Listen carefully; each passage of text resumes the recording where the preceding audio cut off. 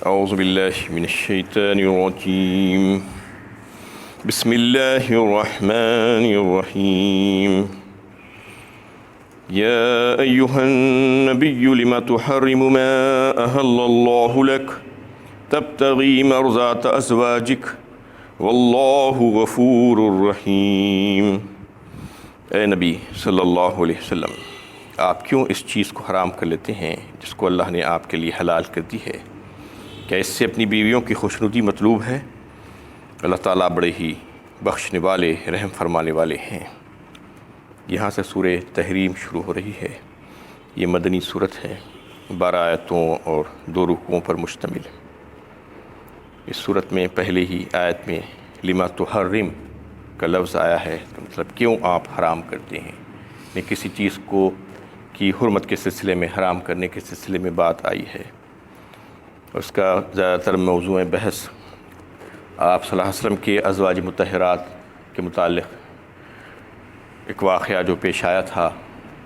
وہ ہے، اور حلال و حرام، جائز و ناجائز کے جو حدود جو مقرر کیے جاتے ہیں وہ صرف و صرف کلیتاً اللہ تعالیٰ ہی کے اختیار میں ہے۔ یہ بات بتائی گئی کہ کوئی انسان بھی اس میں دخل اندازی نہیں کر سکتا۔ یعنی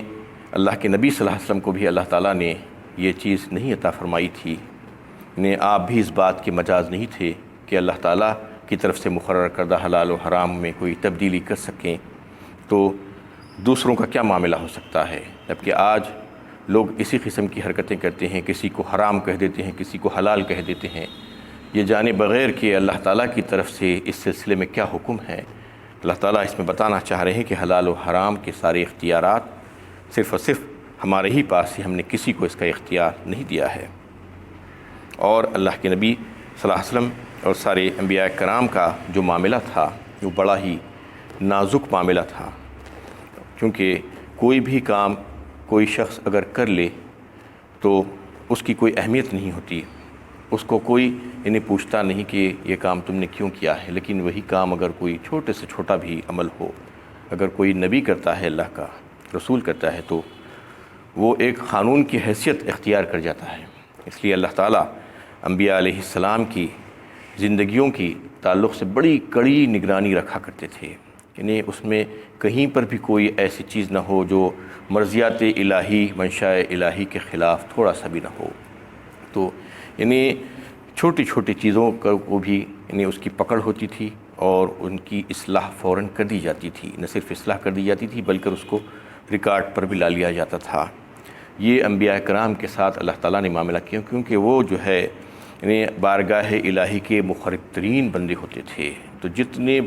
قرب حاصل ہوگا اللہ تعالیٰ سے کسی کو، اتنا ہی اس کو اپنے معاملات میں ایسا ہی نزاکت ہوگی۔ ہر معاملے کی اللہ تعالیٰ اس کو پکڑیں گے، اس کو پوچھیں گے۔ جو جتنا دور ہوتا جائے گا اس کی پکڑ کم سے کم ہوتی جائے گی دنیا میں، لیکن آخرت میں تو پکڑ سے بچ نہیں سکے گا۔ لیکن دنیا میں آپ دیکھتے ہیں کہ کفار، اللہ کے نافرمان، باغی اور غدار جو چاہے کرتے پھرتے ہیں، ان کو کوئی کچھ نہیں کہتا اور ان کو سزائیں بھی نہیں ہوتی عام طور پر۔ لیکن جو اللہ کے مومن اور مخلص بندے ہوتے ہیں، تھوڑی سی غلطی کر دیے تو ان کی پکڑ ہو جاتی ہے۔ پھر سارے انبیاء کا معاملہ تو سارے انسانوں سے بہت اونچا، پھر انبیاء میں سید الانبیاء کا معاملہ کیسا تھا، کیسا قرب الہی آپ کو حاصل تھا، بارگاہ الہی میں کتنا مقام، کیسا مقام اور مرتبہ تھا آپ کا۔ تو خلاف اولا بھی اگر کوئی چیز ہو جاتی تو اس کو ایک غلطی اور قصور تصور کیا جاتا، جبکہ وہ عام انسان کے لیے وہ غلطی نہیں تصور کی جاتی تھی۔ لیکن یعنی نبیوں کے لیے یہ بات جو ہے تھی کہ اللہ تعالیٰ ان کو پاک و صاف رکھنا چاہتے تھے اور ان کی اصلاح فوراً اللہ تعالیٰ کر دیا کرتے تھے۔ جبکہ آپ دیکھتے ہیں کہ اللہ کے نبی صلی اللہ علیہ وسلم کے تعلق سے قرآن میں بار بار اللہ تعالیٰ نے یہ بات واضح فرمائی کہ لِتُؤْمِنُوا بِاللَّهِ وَرَسُولِهِ وَتُعَزِّرُوهُ وَتُوَقِّرُوهُ، یعنی ایمان لاؤ تم اللہ کے نبی پر، اللہ پر، اور پھر ان کی عزت اور ان کی تکریم کرو، ان سے محبت کرو۔ بار بار آیا ہے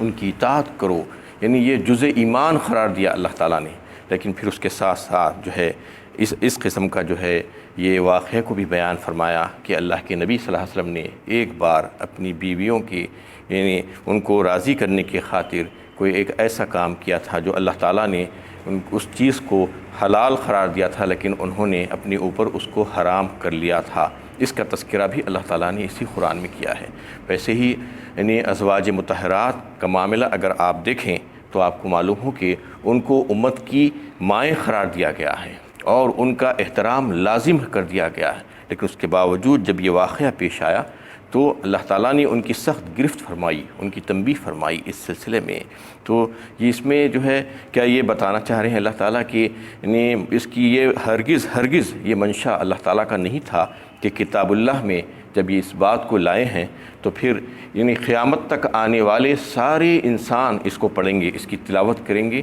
اور اس کا ذکر ہوتا رہے گا۔ تو یہ ہرگز اللہ تعالیٰ کا یہ منشا نہیں تھا کہ آپ صلی اللہ علیہ وسلم اور جو ہے آپ کے ازواج مطہرات کے تعلق سے کہیں پر کسی کے دل میں یہ گمان بھی نہ پیدا ہو اور ان کی عزت اور مرتبے میں کوئی فرق نہ آنے پائے۔ یہ تو نہیں تھا آپ اللہ تعالیٰ کا مطلب اور مرضی اور منشا۔ یعنی یہی وجہ ہے کہ جب لوگ ایسی اس قسم کی آیتوں کی تلاوت کرتے ہیں تو ان کے دل میں یعنی وہ حضرات کے تعلق سے ذرا بھی احترام میں کمی نہیں ہوتی، ذرا بھی احترام میں کمی نہیں ہوتی۔ اللہ تعالیٰ کی بھی یہ مرضی اور منشا نہیں تھی، بلکہ اللہ تعالیٰ کی منشا اس میں یہ تھی، مصلحت یہ تھی کہ لوگوں کو بتانا ہو کہ ان کے بزرگوں کے تعلق سے جو احترام کا معاملہ ہے وہ احترام کے معاملے میں وہ حدود کیا ہے اس کو واقف کرانے کے لیے اللہ تعالیٰ نے اس قسم کے واقعات کو پیش کیا ہے اور اس کو باضابطہ قرآن میں اللہ کے کلام میں لا کر بتایا گیا ہے کہ ایسی چیزیں جو پیش آئی تھی اس میں ہم نے ان لوگوں کی بھی اصلاح فرمائی تھی جو انتہا سے زیادہ قابل احترام ہیں۔ رسول اللہ صلی اللہ علیہ وسلم اس سے زیادہ قابل احترام عزت و تکریم کس کی ہو سکتی تھی؟ ازواج مطہرات کا کیسا معاملہ ہے، ان کی بھی ہم نے جو ہے اصلاح فرمائی، یہ اللہ تعالیٰ بتانا چاہ رہے ہیں۔ اور ایک بات یہ اس میں واضح کر دی گئی کہ جو بھی عمل آپ صلی اللہ علیہ وسلم نے کیے ہیں، آپ کے اقوال، آپ کے افعال، آپ صلی اللہ علیہ وسلم کی طرف سے دیے گئے احکامات اور جو ہے جو تمام باتیں جو آپ صلی اللہ علیہ وسلم نے فرمائے تھے وہ یعنی عین مرضی منشا الہی کے مطابق تھے۔ اللہ تعالیٰ کی جو مرضی تھی بالکل اس کے مطابق ہی تھے۔ اگر کہیں پر بھی تھوڑی سی بھی جو ہے کوئی گڑبڑ ہو جاتی تو اللہ تعالیٰ فوراً اس کو وہیں پر ٹوک دیے اور پھر اس کی اصلاح بھی فرما دی اور اس کو کئی ایک مقامات پر قرآن میں بھی جو ہے اللہ تعالیٰ نے اس کو پیش فرما دیا۔ اس کا مطلب یہ ہے کہ بڑا اطمینان بخش انداز میں ایک مسلمان اس پر عمل کر سکتا ہے۔ آپ صلی اللہ علیہ وسلم کی تعلیمات، آپ صلی اللہ علیہ وسلم کے طریقے بالکل جو ہے مرضیات الہی کے مطابق ہیں، اس میں کسی قسم کا کوئی جو ہے برد و بدل نہیں ہوا ہے اور کہیں پر بھی آپ صلی اللہ علیہ وسلم نے جو عمل کیے ہیں وہ اللہ کی مرضی کے خلاف نہیں گئے ہیں۔ اسی لیے اللہ تعالیٰ نے خود فرما دیا سورہ احزاب 21ویں پارے میں، لَقَدْ كَانَ لَكُمْ فِي رَسُولِ اللَّهِ أُسْوَةٌ حَسَنَةٌ لِمَنْ كَانَ يَرْجُو اللَّهَ وَالْيَوْمَ الْآخِرَ وَذَكَرَ اللَّهَ كَثِيرًا، یعنی تم لوگوں میں یعنی بہترین نمونہ ہے نبی صلی اللہ علیہ وسلم تمہارے لیے، اور یعنی کس چیز میں؟ ہر چیز میں، یعنی زندگی کے ہر شعبے میں وہ ایک نمونہ ہے تمہارے۔ لَقَدْ كَانَ لَكُمْ فِي رَسُولِ اللَّهِ أُسْوَةٌ حَسَنَةٌ لِمَنْ كَانَ يَرْجُو اللَّهَ وَالْيَوْمَ الْآخِرَ کہا، جو یعنی یہ امید رکھتا ہو اور خواہش رکھتا ہو کہ اللہ تعالیٰ سے ملے گا اور آخرت کے بارے میں جو ہے یقین رکھتا ہو، تو پھر اس کے لیے ایک نمونہ ہے آپ صلی اللہ علیہ وسلم کی زندگی میں۔ یعنی آپ صلی اللہ علیہ وسلم کی زندگی کو سامنے رکھ کر رول ماڈل بنا کر ہم تمام مسلمانوں کو اس کے پیچھے چلنا چاہیے، آپ صلی اللہ علیہ وسلم کی اتباع اور تقلید میں، اور آپ صلی اللہ علیہ وسلم کی بات کو ماننا چاہیے۔ اللہ تعالیٰ یہ حکم دے رہے ہیں اس میں، یہ اس وجہ سے کہ اس میں کسی قسم کا کوئی شک و شبہ نہیں ہے آپ صلی اللہ علیہ وسلم کے عمل میں، اور اس کو پیش کیا گیا ہے کہ تم اس کو اختیار کرو۔ ایسے ہی جو ہے صحابہ کرام اور ازواج مطہرات بھی جو ہے انسان تھے، ان سے بھی غلطیاں ہو سکتی تھی، ان سے بھی کچھ کوتاہیاں اور قصور ہو سکتے تھے۔ اللہ تعالیٰ نے اس میں بتایا کہ ان سے بھی کچھ کوتاہیاں اور قصور ہوئے تھے اور وہ واقعات پیش کیے گئے اس کے کہ کس قسم کی جو کام ہوئے تھے اور پھر اللہ تعالیٰ نے ان کی کیسے اصلاح کی۔ آخر ان کا اتنا بڑا مرتبہ کیوں تھا؟ اتنا بڑا مرتبہ اور ان کی عزت و اکرام اور ان کو شرف و فضل جو دیا گیا تھا وہ اس وجہ سے کہ وہ اللہ تعالیٰ کی رہنمائی میں انہوں نے عمل کیے تھے اور اللہ کے نبی صلی اللہ علیہ وسلم کی صحبت انہوں نے اختیار کی تھی، اور آپ صلی اللہ علیہ وسلم کی راست نگرانی میں تربیت پائے تھے، اس لیے دنیا کے سب سے بہترین انسان وہ لوگ قرار دیے گئے۔ صحابہ کرام، صحابیات اور ازواج مطہرات یہ جو تھے، یہ دنیا کے سب سے بہترین انسان تھے، سارے انسانوں میں سب سے اچھے تھے، لیکن پھر بھی اللہ تعالیٰ نے ان کی کہیں پر اگر کوئی غلطی اور قصور ہوا ہے تو اس کو فوراً ان کی اصلاح فرمائی، ان کو ٹوکا، ان کو سختی کے ساتھ متنبہ کیا اس پر،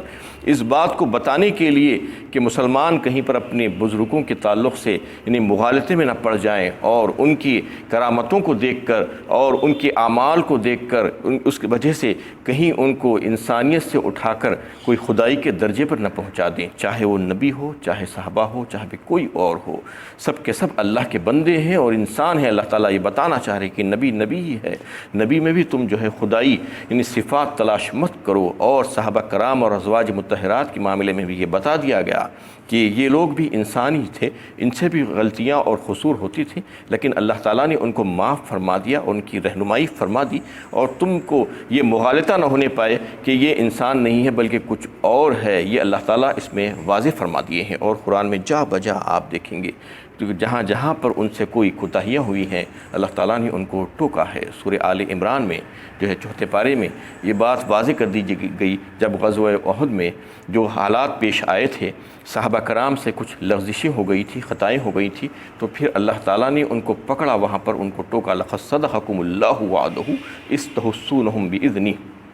حتی اذا فشلتم وتنازعتم في الامر وعصيتم من بعد ما اراكم ما تحبون منكم من يريد الدنيا ومنكم من يريد الاخره ثم صرفكم عنهم ليبتليكم ولقد عفا عنكم والله ذو فضل على المؤمنين۔ بڑی تفصیل کے ساتھ اللہ تعالیٰ نے اس کا نقشہ کھینچا غزوہ احد میں جو حالات پیش آئے تھے اس میں، کہ اللہ تعالیٰ نے یقیناً اپنے وعدے کو پورا فرما دیا جو تمہاری تائید اور نصرت کے تعلق سے انہوں نے کیا تھا۔ لقد صدقکم اللہ وعدہ اذ تحسونہم بإذنہ، فرمایا جب تم قتل کر رہے تھے اللہ تعالیٰ کی اذن سے ان لوگوں کو، اذ تحسونہم بإذنہ حتی اذا فشلتم وتنازعتم فی الامر وعصیتم، اور پھر جب تم پست ہمت ہوئے اور پھر تم میں اختلافات پیدا ہوئے اور تم اللہ کے حکم سے نافرمانی کی، اس کا تذکرہ اللہ تعالیٰ فرما رہے ہیں قرآن میں، وَعَصَيْتُم مِّن بَعْدِ مَا أَرَاكُم مَّا تُحِبُّونَ، اس کے بعد کہ ہم نے تم کو دکھلا دیا تھا وہ چیزیں جس سے تم پیار کرتے تھے، محبت کرتے تھے، جو تم کو عزیز تھی،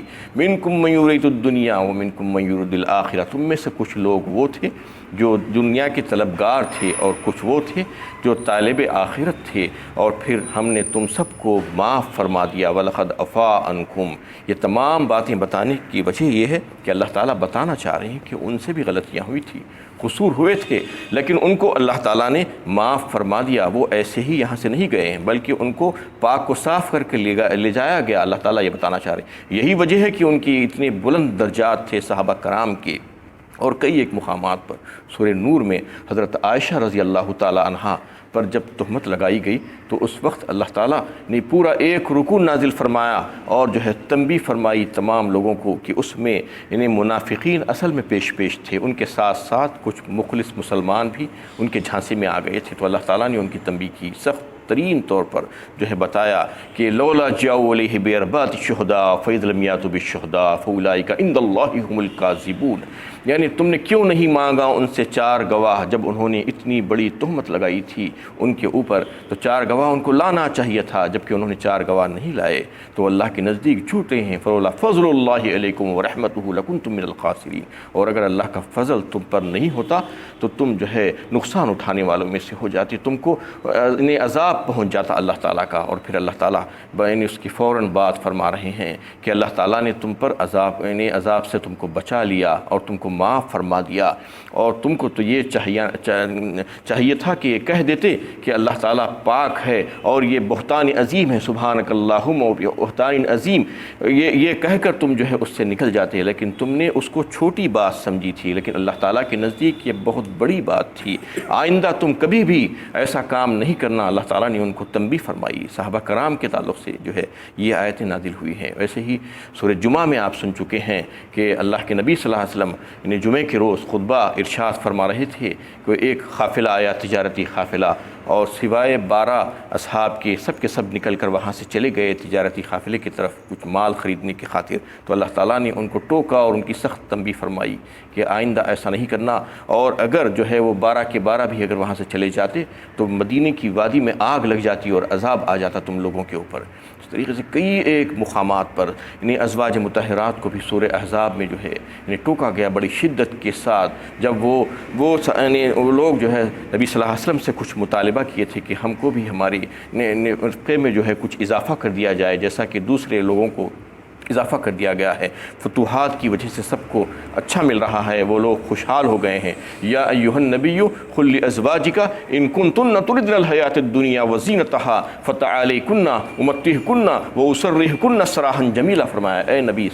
صلی اللہ علیہ وسلم آپ اپنی بیویوں سے کہہ دیجئے اگر تم دنیا اور اس کی زیب و زینت چاہتی ہو تو آؤ میں تمہیں اس میں سے کچھ دے دلا کر تم کو بھلے طریقے سے رخصت کر دیتا ہوں۔ وان کنتن تردن اللہ ورسولہ والدار الآخرہ فإن اللہ أعد للمحسنات منکن اجرا عظیما، اور اگر تم ایسا نہیں چاہتی، تم اگر اللہ اور اس کے رسول کی طلبگار ہو تو پھر تمہارے لیے اللہ تعالیٰ نے بہترین اجر جو ہے بنا کر رکھ دیا ہے۔ تو یہ تمام باتیں اللہ تعالیٰ اس لیے بتاتے ہیں اس میں، جیسا کہ سورہ ممتحنہ میں بھی آپ سن چکے ہیں کہ ایک صحابی، بدری صحابی جو قریش کے جو کفار تھے ان کو آپ صلی اللہ علیہ وسلم کی نقل و حرکت کے تعلق سے کہ آپ صلی اللہ علیہ وسلم نے جو ہے فتح مکہ سے پہلے جو تیاریاں کر رہے تھے اس کی خفیہ طور پر اطلاع دینے کی کوشش کی تھی،